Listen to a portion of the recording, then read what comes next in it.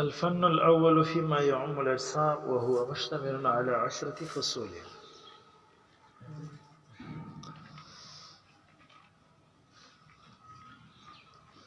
طالبانو قسم ثاني د تبعیات مرتب دی په درې فنونو باندې. فن اول دا په عام او اجسامو کې دی، او فن ثاني په فلکیاتو کې دی، او فن ثالث ها پرون من مختصر دا خبره کړې او پرون سبق موږ لږ ویلو په همدې وجه ملګري کوم چې دی مرتب دی په درې فنونو باندې، او په دې درې فنونو کې اجسام مقدم کړه، یعنی حالات د اجسام مقدم کړه په فلکیات، فلکیات مقدم کړه په عنصریات. دا وجه څه ده چې اجسام په فلکیات او په عنصریات دواړو مقدم شو، او بیا فلکیات په چا مقدم شو؟ عنصریات. دا داسې ترتیب ولې ورکړی دی مصنف؟ د دې وجه دا د طالبانو چې دا اول فن چې کوم دی د عام اجسام مبارک دی کې ذکر کیږي امور عامه او احوال عامه. څه به ذکر کیږي؟ احوال عامه ذکر کیږي. او په فلکیات او عنصریاتو کې احوال ذکر کیږي، خو احوال خاصه امور خاصه او عام دا مقدم به په خاص باندې. احوال عامه دا د دې وجه دا ده چې دا عام دي، دې تم شامل دي، هغه تم شامل دي. نو د دې وجه نه اجسام مقدم کړه په فلکیات او عنصریات باندې. به دا وجه امور عامه او احوال عامه چاته وي؟ احوال عامه دي ته وي چې لا تختص بجسم بل تشمل الاجسام كلها فلکيا كان او عنصريا. احوال عامه دي ته وي چې دا د یو جسم پوری خاص نه دي، بل تشمل الاجسام كلها بلکې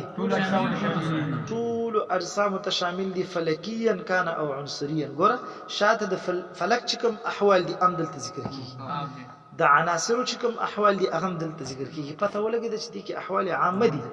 نو چې دا احوال عامه دي او احوال خاصه دي، نو احوال عامه مقدم به په چا باندې؟ دی وجنه طالبانو اجسام مقدم کړی دي په فلکیات او عنصریات باندې. به فلکیات مقدم دي په عنصریات باندې. دا ولی دا د دې وجنه طالبان افلاک چې کوم دي فلکیات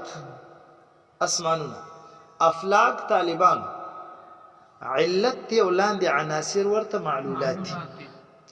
افلاک مؤثر دي،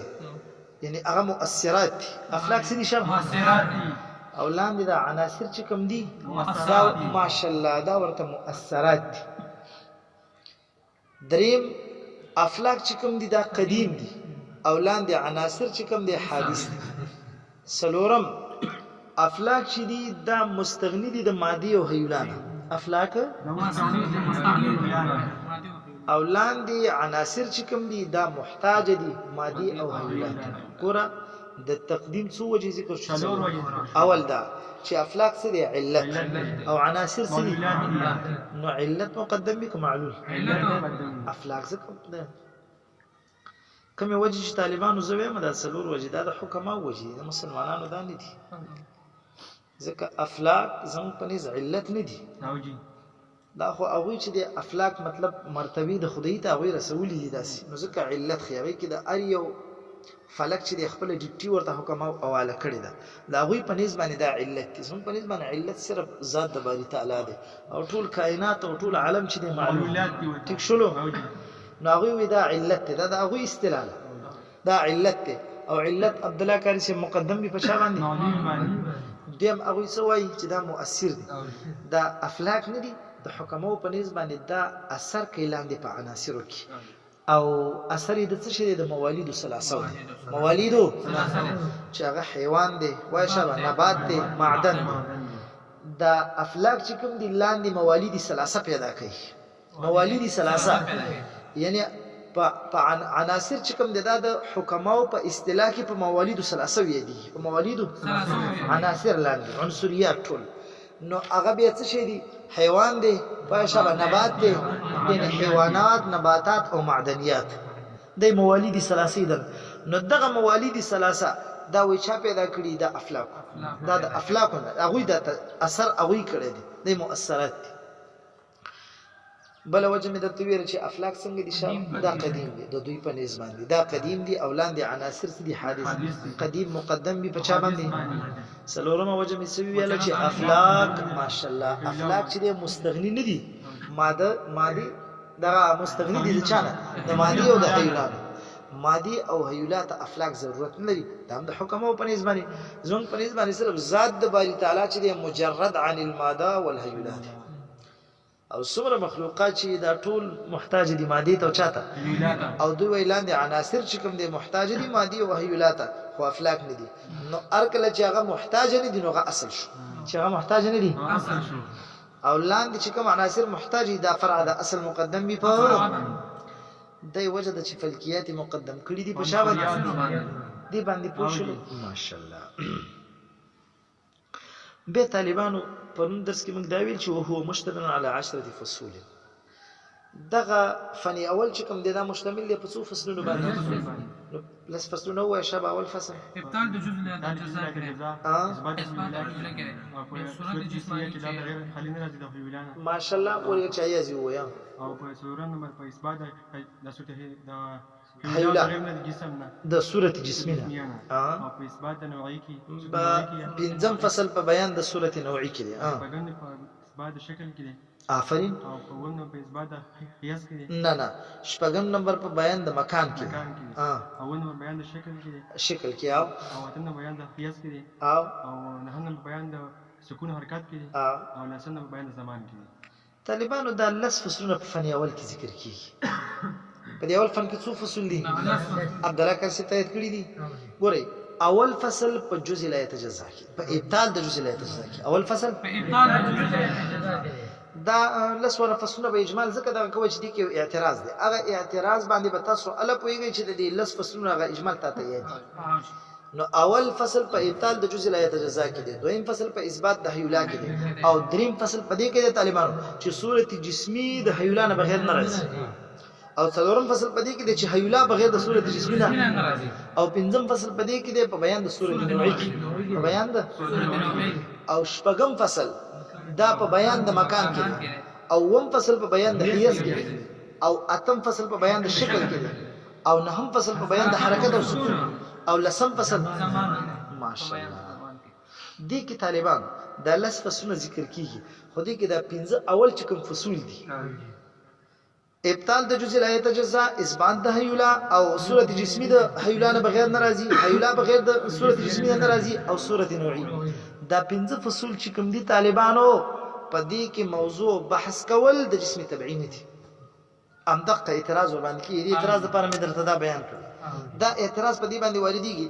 چې طالب مصنف له پکارو چې د خطبه نورستو په خپل مقصود شروع کړی وي څه شي کړی وي شابه او مقصود څه د موضوع د جسم تبعی چې بیان د چا شروع کړی ځکه حکمت تبعی دی او د حکمت تبعی موضوع جسم تبعی نو شروع په کار دا و چې د اول فصل له شروع په چا باندې کړی په جسم تبعی باندې کړی وي حالن کتاب 15 فصول ذکر کړی دي دا غیر مقصود دی ابطال د جزء لا يتجزا دا موضوع د جسم تبعی نه ده اثبات د حیولا دا موضوع د جسم تبعی نه ده صورت جسمی بغیر د حیولا بغیر د ناراضي او صورت نوعی دا 15 فصول چې تا ذکر کړی دا موضوع د جسم تبعی نه ده جواب من پرون کړو چې بالکل خبره صحیح ده د 15 فصول کې بحث دا موضوع د جسم تبعی نه ده خو ارکل چې معرفت د جسم تبعی دا موقوف په دې فصول 500 معرفت د جسم تبعی چې ته پیژن نو دین وړاندې به دا 15 فصول څه معنا ابطال د جزء لا يتجزا به پیژن اثبات د حیولا به پیژن صورت جسمی به پیژن او صورت نوعی به پیژن دا غین ورستو به بحث پشا کې په جسم تبعی کې نو معرفت د جسم تبعی دا موقوف په معرفت د فصول 500 باندې نو دا ورته شو موقوف علیه او بحث او موضوع د جسم تبعی غیر موقوف علیه مقدم به نو دې 15 فصول کې طالبانو زمونږ موضوع د جسم تبعی نشته موضوع د جسم تبعی به د چانه شروع کیږي د شپږم فصل نه بیان د مکان شروع اقزینه به جسم تبعی شروع کیږي دا چونکی هغه د پاره یو مقدمه ده موقوف علیه دا هغه د پاره یو تمهید ده چې ته معرفت د جسم تبعی دا کیه او هغه او پیژنې په صحیح طریقې سره نو دا غي وړاندې به دا 15 فصول ده تاسو پوه شئ په دې باندې ماشاءالله که خیلم کړی موږ په اجسامو کې دا اعتراض کړ چې اجسام مطلق ذکر دی مقید نه دی نو څنګه چې اجسام جمع د جسم چې څنګه تبعی ته شاملېږي تعلیمي ته شاملېږي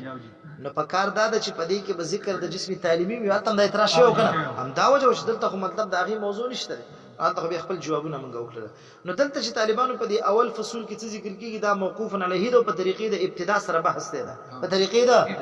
یعنې دا مقصود نه دی مقصود د شپږم فصل نه بیان د مکان نه به شروع کېږي ماشاءالله فصل في ابطال الجزء الذي لا يتجزا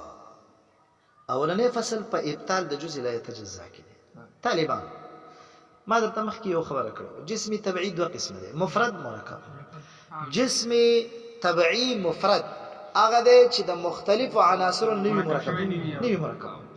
او جسمي تبعي مرکب هغه دی چې د مختلفو عناصرو نه مرکب شوی طالبان دغه جسمي تبعي مفرد جسمي تبعي مفرد ماشاءالله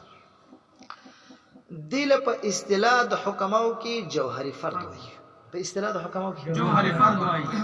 په اصطلاح د متکلمینو کې دې ته جزء لا يتجزا جزء لا يتجزا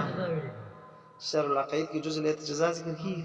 جزء لا يتجزا اما که جوهري فرد دی چونکه په دې کې اصطلاح د حکماو د دلته به جوهري فرد دی خو ام دیله به علم کلام د متکلمینو په اصطلاح کې ورته جزئی طالبان څو شیان په پیژنئ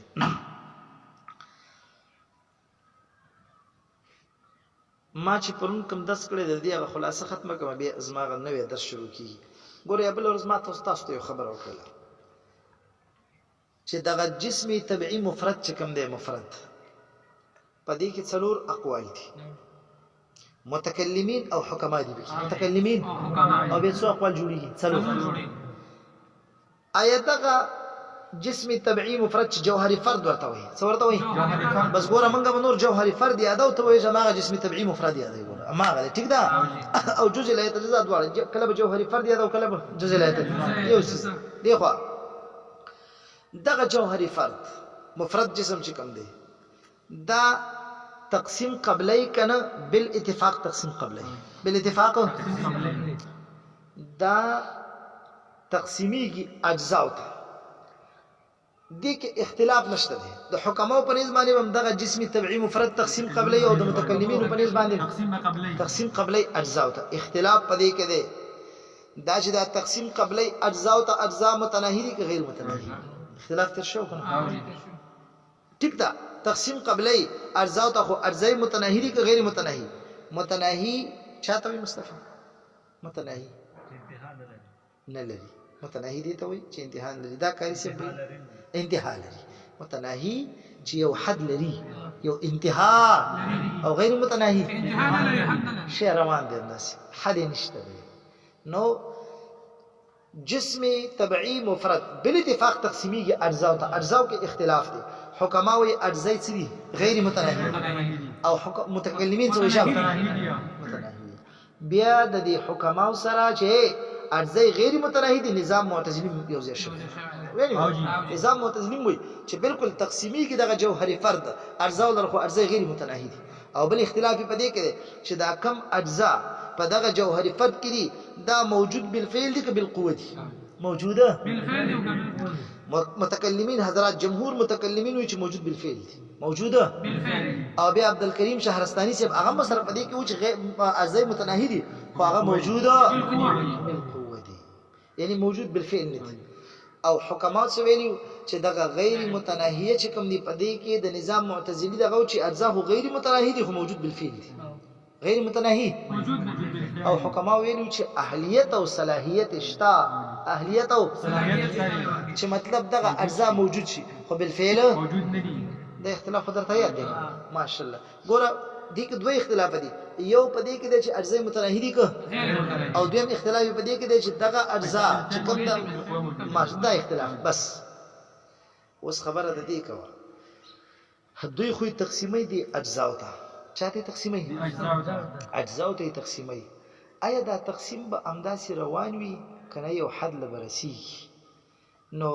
د چا پنيس چې اجزاء متناهي دي دا تقسیم به روان وي که یو حد بلري چا په نسبت باندې ارزا متناهی دي، متناهی خو انتها ته رسیږي نو دغه جوهری فرد دا به تقسیمیږي ارزا او ته حتی داسې حتی به ورځي داسې جز به پاتې کېږي لا یتجزا چې تقسیم به نه قبلېږي، داسې جز به پاتې کېږي شبه چې تقسیم به نه قبلېږي. او د حکمو په نسبت باندې جوهری فرد تقسیمیږي اجزا او ته خبره روانه ده مطلب دا جوهری فرد به تقسیمیږي اجزا او ته بیا د اجزا نه یو جز راغله هغه به تقسیمیږي اجزا او ته بیا د هغه اجزا نه بل جز راغله هغه به تقسیمیږي هغه د اجزا نه بیا تقسیمیږي انتهای شته اجزای اوس پوه شئ ور باندې جزئی لا يتجزا هغه فرد چې نور تقسیم نه قبلې دا سړی ودی کوي کاری سي ودی کوي کاری سے متوجی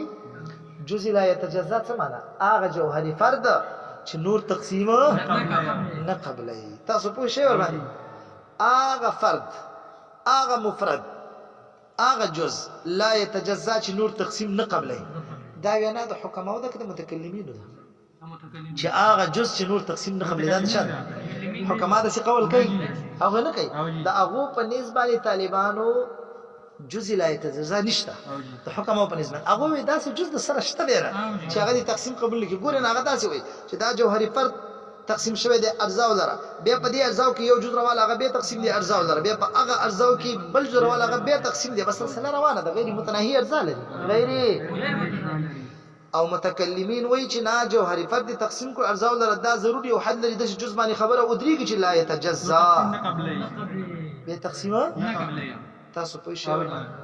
شرح العقید کې دا خبره هم داسې هوی تیریږي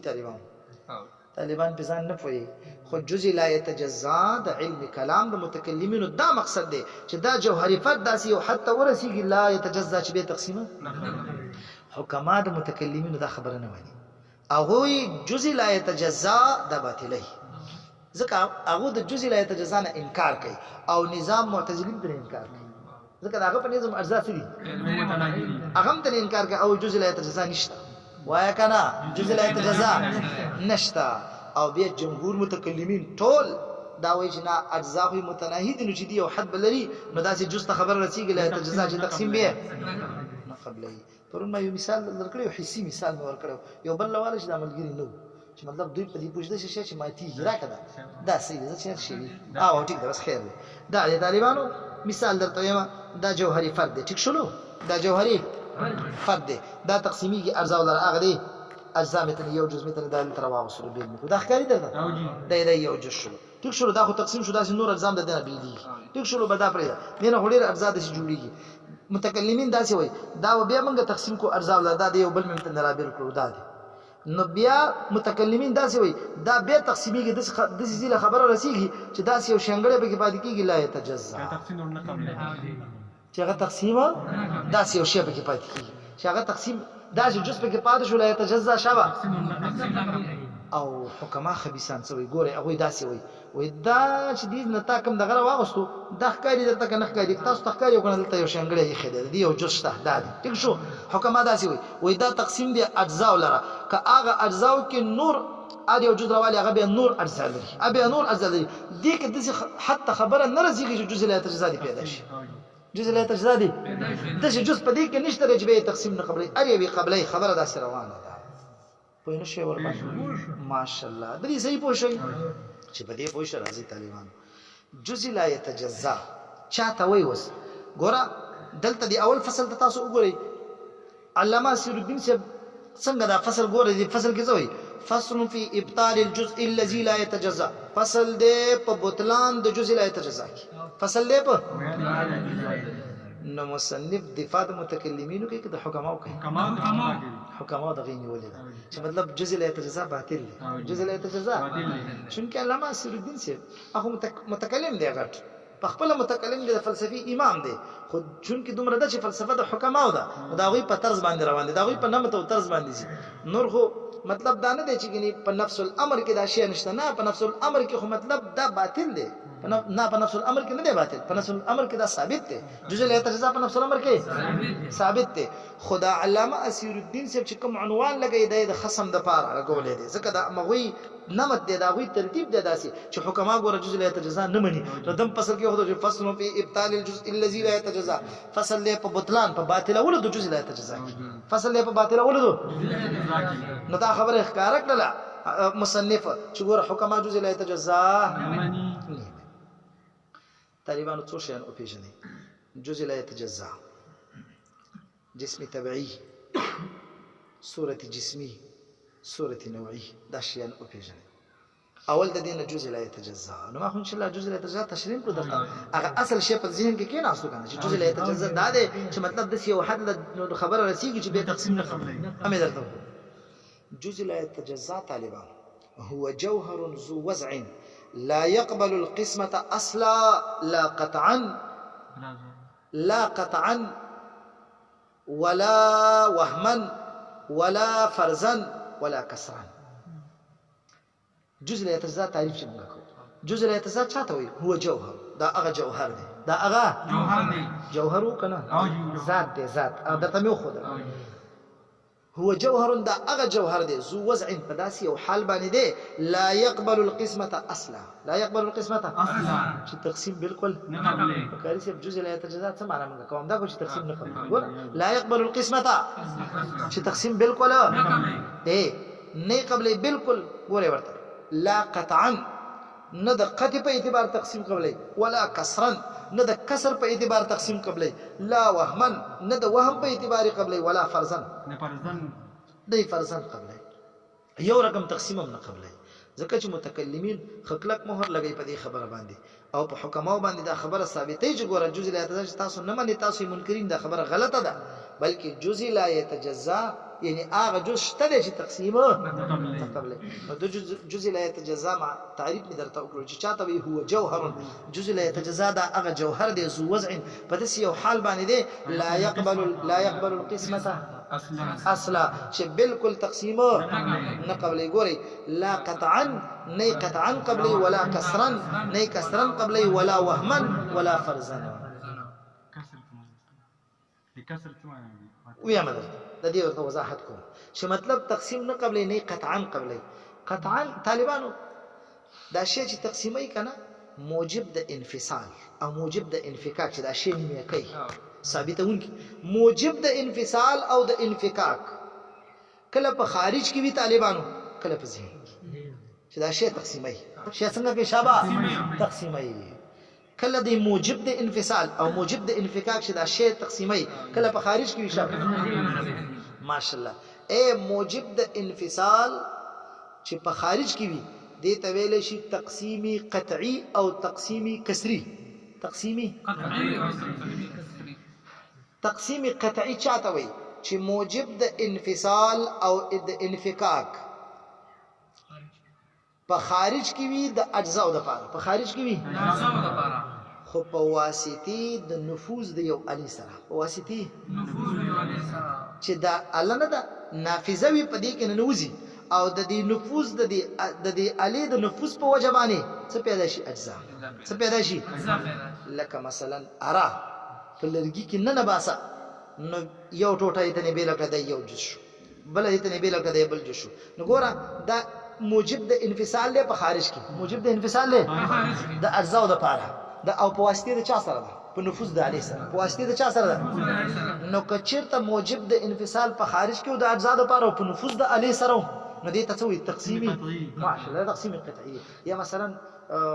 تبر رواخله او د لنګې په ټوټي ټوټي قدم تقسیم قطعی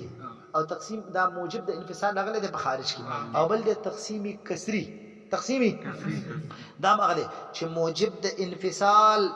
او د انفکاک په خارج کې وي د اجزاء د لپاره موجب د انفصال او انفکاک په خارج کې د اجزاء د لپاره چې اجزاء دغه کوي بیلې اجزاء به بیلې خو په واسطه د مصادمه شدیده سره په واسطه د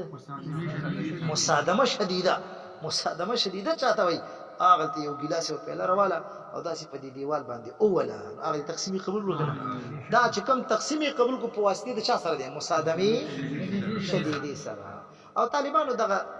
کوم چې دا تقسیم کسری دی کنه دې کې یو بل واسطه هم ده لکه هغه ته ویل شي په واسطه د مصادمه خفي سره په واسطه د مصادمه خفي سره لکه کینچی راوخله او ټوټه ور باندې کټ کوا دا مصادمه ده خو خفيفه ده هغه دې وګور ارزه پیدا کړ کنه ماشاءالله دلته موجب د انفصال او انفکاک وای کنه په خارج کې د ارزه او د پاره نو دا هغه تقسیم قطعی تقسیم کسری تقسیم قطعی ماته نفوذ د علی ته او تقسیم کسری چې یو شی تر واخلو مضبوطی په ځمکه ولې په تیګه باندې ولې په دی باندې مطلب هغه ټوټي شي دي ته تقسیم کسری هغه د ارزه پیدا کړو بل ما د ته ویل چې دغه چې کوم تقسیم کسری دی نو دا کله په مصادمه شدیدی سره راځي او کله په مصادمه خفیفی سره نو چې خفیفه وي لکه کینچی باندې کپڑا کټ دا د ارزه دغه کنه تقسیم راوستلو ماشاءالله دا هغه د چې په خارج کې ارزه پیدا شو او بل طالبانو تقسیم وهمي او تقسیم فرضي دی تقسیم وهمي دا دې ته ویل شي چې موجب د انفصال او د انفکاک په خارج کې نه وي په ذهن کې موجب دا اجزا چې جدا کوي کنه دا په خارج کې نه دي بلکې څوک جدا کوي ذهن ته کوي په واسطه د قوی واهمه سره په واسطه د انسان قوی واهمه د یو جزئی ادراکو کې څوک شبا ذهن د یو جزئی ادراکو کې بیا قوی واهمه راولګي او په دې جزئی کې اقسام پیدا کوي دا په خارج کې نشته ستا قوی واهمه لګي دا په دې کې اقسام پیدا کوي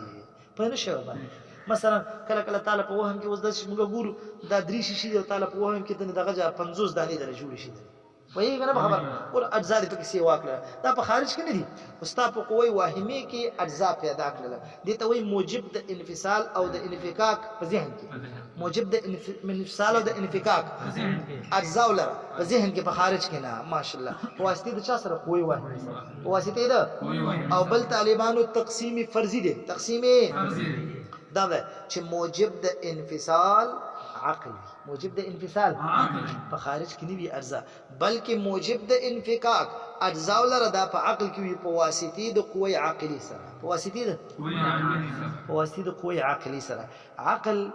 ادراک دی یو کلیو کې عبد الله قاسم عقل ادراک او به دې کلی د لپاره اقسام جوړوي کلی د لپاره اقسام عقل ادراک د کلی منطق ماشاءالله خبره زولي کنه د انسان دغه یو کړو ادراک صحیح وکړو شاب و چې د انسان ته کلی وای دا په خارج کې د عقل ورته وای خیال شته کنه ور دا داسې دی کنه دا د منطقانو چې کم کلیات دي دا ټول هغه دي چې عقلي دي فرضي کلیات او عقلي کې دغه دي دا په خارج کې نشته البته اختلاف دی تاسو ویل شي تعذيب قلبي کې چې مطلب دغه کلیات چې مثلا د انسان سره کوم کلیات لګي دا په خارج کې شته کنه البته چې چا لګولي هغه تاسو هوا جنگوي دا په خارج کې نشته بلکې د انسان ته چې کلی وي دا ورته عقل کلی دا په خارج کې نشته په خارج کې موجود دی په زمن د افرادو کې بعضي دغه مناطق نه بعضي مناطق او دا قول کړي دي بعضي مناطق موږ وی چې کلیات چې موجود دی په خارج کې په زمن د افرادو کې مطلب دا چې یو فرد برانونی ځان سره ټول افراد د انسان باندې ولي دا څه نشته په خارج کې نو پته لګيږي چې مطلب افراد شته په خارج کې خو کلی نه دی موجود کلی چرته موجود دی په ذهن کې په عقل کې نو ګوره عقل ادراک دی یو کلی وکړو به ول تقسیم ورکړل دي ډېر افراد پیدا کړل نو دا په خارج کې شته دی نشته دی مطلب دا تقسیم چې کړی دی چې کلی ورته ویل دا عقل ویل دی په واسطه د عقل سره چې کوم تقسیم راځي طالبانو دي تاسو تقسیمي فرضي دي ته تقسیمي خبره وزدا کا ودا خو دې او پیژندل ټوله نو وای جزء لا يتجزا دا هغه جزء دی دا هغه چې تقسیم بالکل نه قبلې نه تقسیم قطعی قبلې نه تقسیم کسری قبلې نه تقسیم وهمي قبلې او نه تقسیم فرضي بالکل پکې نه راځي تاسو په شی په دې صاحب د مبزي چې شارح د هدایت الحکمت ته اعتراض تکړه دی ډېر د کار اعتراض کړی هغه دا ویلي دي چې کله علما دا نفي کوي چې دا جزء لا يتجزا دا څوک د متکلمین دي څوک دي شر حکما خو نه دي او جزء لا يتجزا مری او بالکل مری چې جزء لا يتجزا چې نه تقسیم قطعی قبلې نه کسری قبلې نه وهمي قبلې واشه نه فرضي قبلې نو ګوره دا خو یو امر موهوم تارونی و د امر موهوم نه بحث کې جزء لا يتجزا امر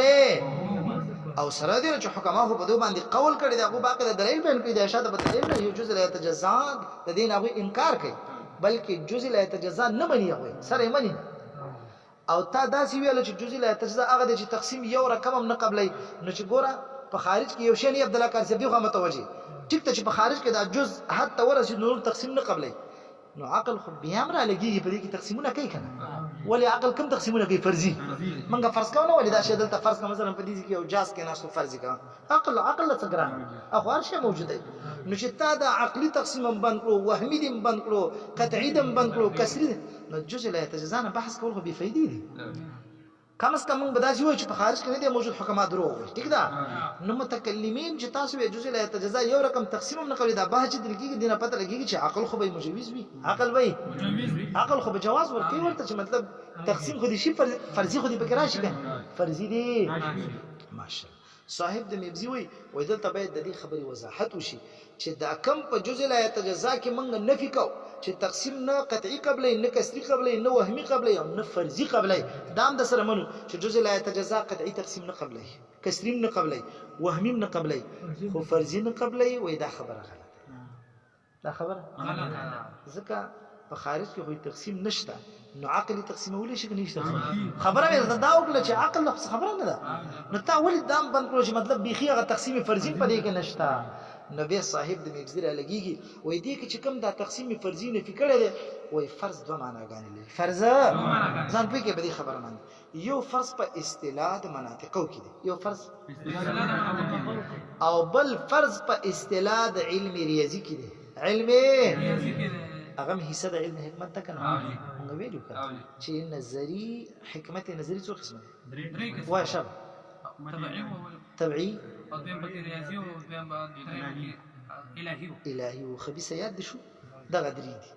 یو حکمت طبيعي او بل څه شابه ریاضي او بل الهي خو ریاضي د نظري حصہ ده کنه تام فلس نو دا هغه بیا داسې وایي چې یو د فرض معنا په اصطلاح د مناطقو کې ده او بل د فرض معنا چا کړی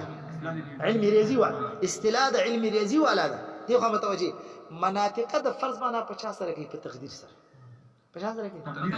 التوین یار مطلب دی مسجد کې دی چت باندې خو جاز نه راځي وي بالفرض والتقدير بالفرض مطلب تی فرض کدلته داسي نو هغه د فرض معنا په چا سره کوي او بل د علم ریاضي والا دی عبد الله کریم علم ریاضي والا د فرض معنا په تجویز سره کوي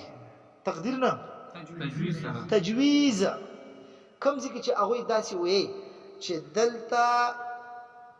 مطلب فرض نشته نو دا هغه مطلب دا وي د علم ریاضي والا چې دلته عقل جواز نه ورکوي ولې دا عقل هغه د فرض معنا په چا سره کوي تجویز سره کوي چې دلته فرض نه جوړیږي نو دا معنا چې عقل جواز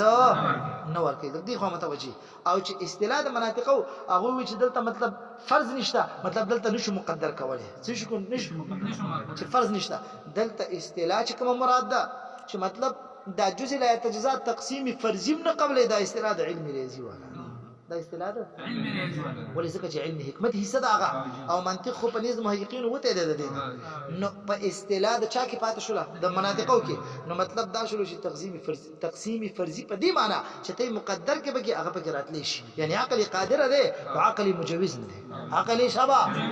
عقل جواز نه ور کوي چې جزء لا يتجزا اخیری حتی ورسید له اوس دی بیا عقل جواز ور کوي چې بل جزء پکې پیدا شي نه جواز نه ور کوي البته مقدر کولی شي عقل قادر دی په دې باندې چې داسې یو 50 لک ارزاق نور پکې پیدا کی عقلی دي کنه عقلی دغه پکې جوړوا نو دلته چې کوم نفي د فرض شوی ده د چا اصطلاح علم ریاضي والا چې مطلب عقل مجوز نه دی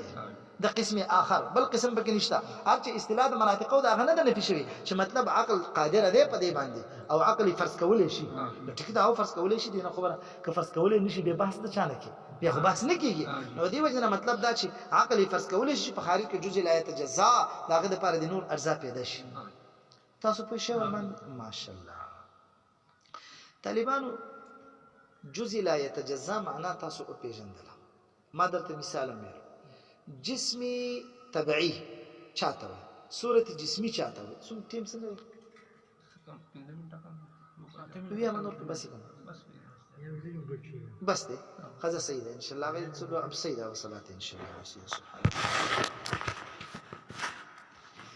طالبان په دې ابتدا کې تاسو خبرو لزړه څنګه